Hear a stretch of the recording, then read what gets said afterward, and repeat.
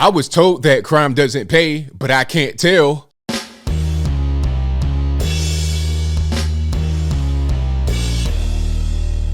How's everybody doing? My name is Anthony Brian Logan, and today we got to talk about the Biden administration preparing to pay $450,000 to people affected negatively by Donald Trump's 2018 zero tolerance policy at the southern border between U.S. and Mexico.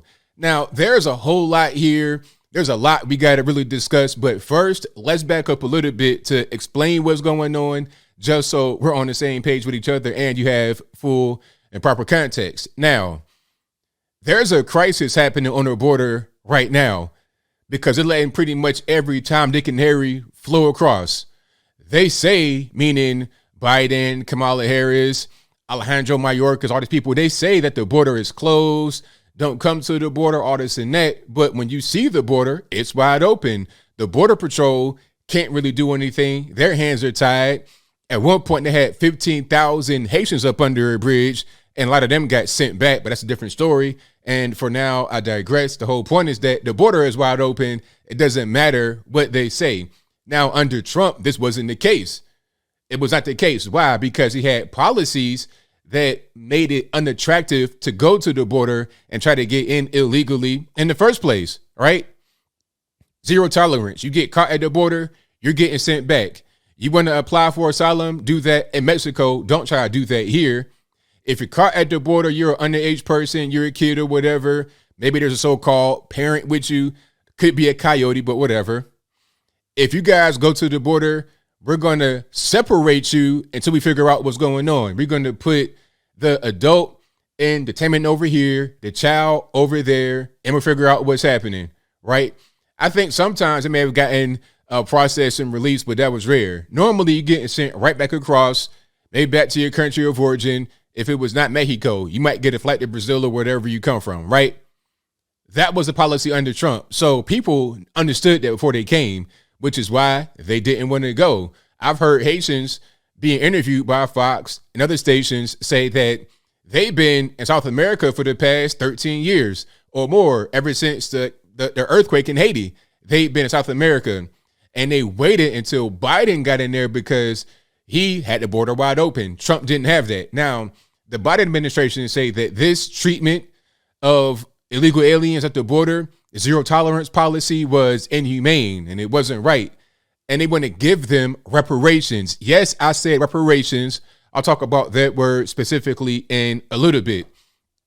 But going back to the money, the $450,000, that's for each person negatively affected mentally. So let's say there was a child and a so-called mother at the border and they're separated. If they can claim mental anguish and mental distress and PTSD, all this, that, and the third, from that separation, they're able to get $450,000 each. Not just for one family to distribute among their entire family, for each person affected negatively. So the child and the mom will get $450 each. So you're talking about 900 bands, as the cool kids say, $900,000 for two people. Now, I'm no mathematician. I'm no Albert Einstein, but if you got a family of four, that's 1.8 million. Because they broke the law. Understand this. Crossing the border without any kind of paperwork, without any kind of, legal ability to do so, that's not legal. You're committing the crime right there. That's why they're getting detained and separated, because you're committing the crime. You can't do that. Okay? You broke and entered the country, basically, or at least attempted to, and you're getting paid because you got locked up for it. What? It's crazy, because as far as I know, the way the gun laws are in the USA, if somebody breaks in your house and they're in there, the homeowner or the person that lives there, if that's their residence, they can shoot the intruder, kill him, and not even go to court.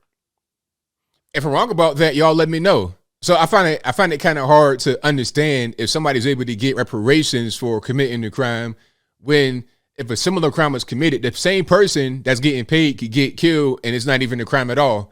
How does it make any sense? Now, I did a little bit of math. If you're wondering about how much it's going to cost overall, I read that there was like 5,600 kids that could have been affected by this. So let's just say, for math's sake, there's 5,000 kids that can get paid this money, this reparations money. Let's say there's 5,000 more parents, so one parent per each child, although there's more, but let's just say, for math's sake, 5,000 kids, 5,000 so-called parents, that's 10,000 people. To give 10,000 people $500,000, what's that, about $5 billion?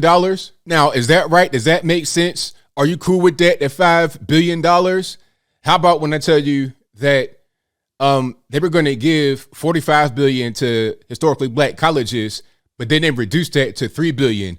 Oh, we're spending too much money. Oh, but you got $5 billion to give to illegal aliens committing crimes, but to black colleges, oh, Black Lives Matter, black artists and that, we got to help underprivileged people. Oh, okay. But you want to take money from that and then give to the illegal aliens because they were some kind of way affected negatively mentally by being locked up for committing the crime. How does that make any sense? Huh? I'm just kind of failing to understand the logic here.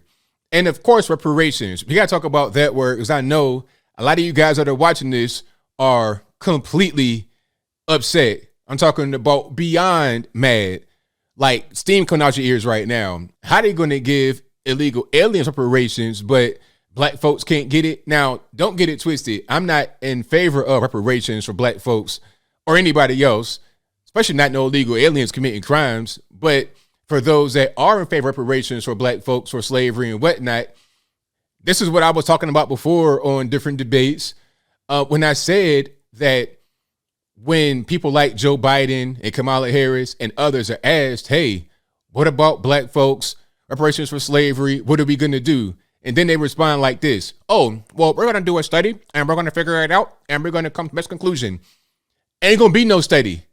There's not going to be a study. And if there is a study, it ain't nothing but a grift to get money to do the study, but they won't do anything with it. They're not, because how long has slavery been over? 1865, over 160 years. What are we studying that we don't know already? Weather patterns have been recorded since right around the time slavery ended. Everybody got some kind of conclusion about the weather. Global warming, global cooling, acid rain, ozone, all this and that, greenhouse. They get all these conclusions, all these studies, and they're doing things to try and fix whatever they think the problem is. Okay, all the time. They spend billions on it. They got the Paris Climate Accord. But reparations for slavery, all we got to do is study. What don't you know already? What don't you know? But the whole thing as far as the border separation, that was 2018. And already they're talking about spending a specific amount of money to specific people for a specific reason. As I said, when they really want to do something, ain't going to be no study. They just do it. They just do it. LGBT, stuff like that, when they want to do it, they'll just write up a bill, pass it, pass some money between your hands, and it's done. Illegal aliens, when they want to do something, they'll write up a bill, pass it, and it's done. That's how the whole thing goes.